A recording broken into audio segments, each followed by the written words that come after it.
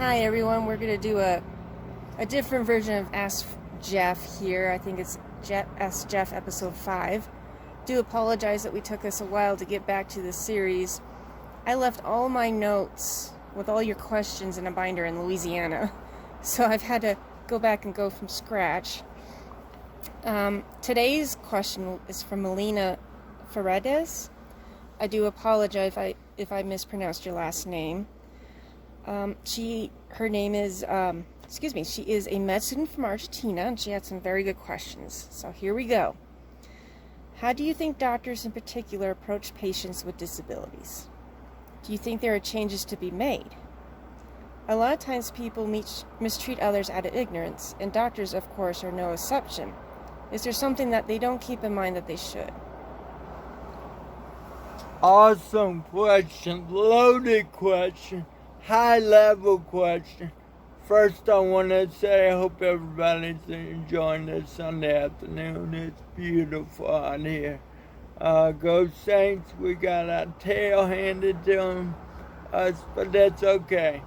14 more to go. I want to clarify, I'm a 49-year-old consultant with cerebral palsy. I don't have a PhD. I don't have a medical degree. So all I can do is speak about my experience, And when I dug into advocacy, whether it was government advocacy or political advocacy or personal advocacy, the thing that caught my eye the most was what attention are we giving to the individuals that's born with a disability? Is there something that we can do right then to help them later on in their life? I think there needs to be a little more research done on, and it's hard to tell you a cut and dry answer because there's so many developmental disabilities. But one thing I like to talk about is the word empathy. The word empathy has gone away. Whether we talk about disabilities or race, we don't have a whole lot of empathy around in the world today. And I think in the medical community, it's such a rush, do this, do that, click the check box and go. But when there's a developmental disability situation involved, that individual and the mom and dad need to be taken with kid gloves, and they need to know right off the bat what they're facing. Because what they're facing 5 years from now, they might make a decision to have a surgery right then and there. So I don't know what facts are put on the table for mom and dad or parents who have a child with a developmental disability. But I do think there needs to be some more patience. Number one, the parents are going through a lot fighting for the survival of their child. Do they have the emotional capacity to make these decisions? That's where they need support. And where's the support going to come from? It's not going to come from, I wish I could tell you the emotional support's going to come from an MD, but it's not. So why not build an advocacy effort around having a nonprofit inside the hospital who are educated in psychology or whatever, whose main job is to be of support to the parents. That's where I think we're dropping the ball. We're forgetting about mom and dad. When they are the ones making the decision. So when you ask me what needs to be changed from a medical perspective, I can't tell you. But from an advocacy perspective, we need to be more visible in the hospitals. Because what's happening is mom has a child with CP in the hospital. She's broken up. And she doesn't meet anybody in the advocacy, in the parental community with children with disabilities. 10 years later, we meet a great nonprofit. And then we look back and say, where would my child be if I knew about these services when my child was born? So it is about services. It is about knowledge. It's more about knowledge of what's out there. Because I look from a personal perspective. I didn't learn about advocacy till I was 42 years old. Shame on me. But what could have happened, Lynn, if mom was given a pamphlet that says, these are your options. This is what could happen if we do this surgery. This is how long he's got if we don't have this surgery. And Lynn, I'm talking in detail. I am talking life or death. Because some of these decisions are life and death.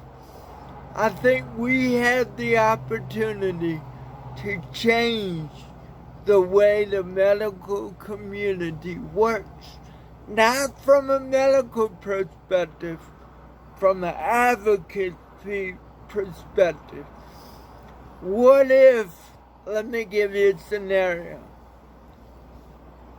What if a child's born with CP? And what if on the day 2, Jeff Arsenault arrives in the hospital and just introduces himself as a man with CP to Mrs. and Mr. Arsenault? What's that gonna do? When that mom and dad or when that parents are ready, they're gonna know who to call. And they're gonna have seen a 50-year-old successful individual with CP. Guess what? 50 years old, he was dying in the hospital, just like your kid. And look where he's at right now. It's motivational. It's how do I change a horrible situation into I don't say exciting, but a hopeful situation. And later, if we give the right guidance, maybe 20 years down the road, it will be an exciting situation. Because we'll look back and say, man, 20 years ago we were scared to death, and look at us now. Because I feel like, I feel strong about this political and advocacy, and sometimes I feel like we're talking to each other when we talk about what needs to go on in the disability community. Guess who we need to be talking to? We need to be talking to each other, but the main people we need to be talking about is you. There was a question on motivation. How do I stay motivated? You thought I'd forget, didn't you, Lynn? Yes. I gotcha. I don't have a choice.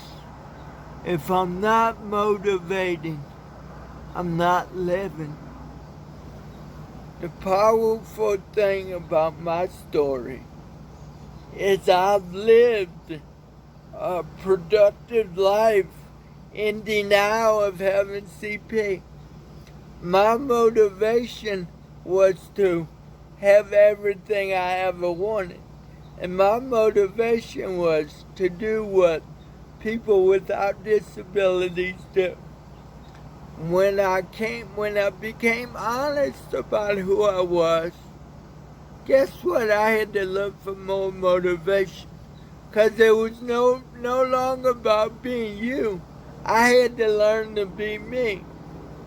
What motivates me is being honest about me and being okay with me. And knowing that people ask me all the time, why do you work so hard? Why are you trying so hard to get a job? Why don't you relax? And sometimes I get resentful when I answer that because I don't have that option. I've got to keep going. Life is gonna happen whether I'm motivated or not. Life is gonna pass me by. I'm not gonna get noticed if I don't put myself out there. If I'm not visible on YouTube, if I'm not visible on social media, if I'm not the class clown, I don't get noticed. I'm looked at as that guy with CP. When I'm more than that guy with CP, I'm Jeff. And I believe I'm a hell of a man. Now, just because I do this, I call it somewhat motivational talking on YouTube. It doesn't mean I don't have bad days. It doesn't mean 2 days ago I wasn't curled up in Lynn's arms crying. Matter of fact, last night. It doesn't mean when I don't get a job that I deserve, I don't curl up in a ball for about a half a day. 'Cause I do. But I'm not one. I refuse to walk around with my head down. We as human beings need to motivate each other. Whether we got CP or what, we need to motivate each other. We need to take ownership of motivating others. So I appreciate the Sunday afternoon talk. You got anything to add today, Lynn? Transition here. Hey, Lynn. Hi, everyone. Usually the Ask Jeff is just purely Jeff, but I know she kind of touched on depression. And I have depression, and I've had depression since I was little. And I totally understand when you get to that pit of depression and you can't even get out of bed. You can't, the thought of getting out of bed, taking a shower, brushing your teeth is just, you just can't do it. You don't have the energy. And for me, what's helped me in the past is I've had to actually force myself out of bed. I didn't like it, but I knew that I had to do a little bit of tough love on myself. And not only that, I knew that there were times that I need to ask for help. I can't completely manage it on my own, so it's okay to seek resources. It's okay to say, hey, I'm struggling. I need some help here. And for me, that was very freeing to say that I didn't have to handle it all on my own. That there was people out there and people who are in the profession that can give me the tools I needed to get back on my feet. And I've had much success because therapy, I tell you, therapy can be very hard. It's, especially if you're doing therapy right. You don't come out there feeling good. You come out there feeling even worse. But the more you work it, the better you feel, and the more stronger you become. And it's done a lot of wonders for me. And I just wanted to say, hey, you know, mental illness just has a really bad stigma, and people are afraid to talk about it. They're afraid to ask for help. And it shouldn't be that way anymore. There is no shame. It's like having a broken leg. You go help for it. People don't sit there and judge you for it. You get help. Well, that's just my 2 cents. Can I add to your 2 cents? Yes, you can. A lot of people, I don't publicize the rocky road that I went on from about 2009 to 2014, but I'm not ashamed of it. But all my life, I thought because I had CP, if I had somebody for help, that would mean that the assumptions came true. So what I did is I never asked for help in my life as it resorts to emotional and physical pain. And what I learned the last 7 to 8 years is the greatest asset that I've learned is to say, hey, I can't handle this on my own. Because I'm going to say something. I'm so grateful that I want to live another day. And a lot of people feel like that, but they don't come out and say it. Well, I pride myself on being honest with the community.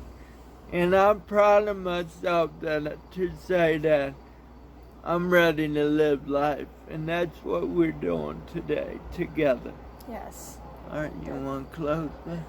Yes, so thank you so much for the great question. It's one of those questions that really does need to be asked. Hi, Olive. Hey, Olive. And I think Jeff he's perfect, dead on what he said. I guess 1 2 cents is my mother had an invisible illness, and what she got was a lot of doctors treated her like she was crazy. They did not believe her. When she say, hey, this is what I'm going through. Something's wrong with me. And they just kept on blowing her off, telling her, it's all in your head. And that could have saved her a whole lot of years of suffering if a doctor would have taken her seriously and would have looked into treatment sooner. And I think that's one thing doctors need to learn too. You need to literally trust your patient when they said they know something is wrong with them. All right, well, I think I put enough of my 2 cents in, so. You did good, huh? Thank you. Proud of us. I'm proud of us too. So stay tuned. We're gonna keep on rolling with this Ask Jeff series. You guys just ask the best questions. Yeah, I really do. I'm enjoying this. And one more thing, the more questions you ask, the more I find out about myself. You know, you ask things that I take for granted because it's life for me. So it forced me to really look at what's really going on. So. Yes. Well, thank you, everyone. We'll see you later.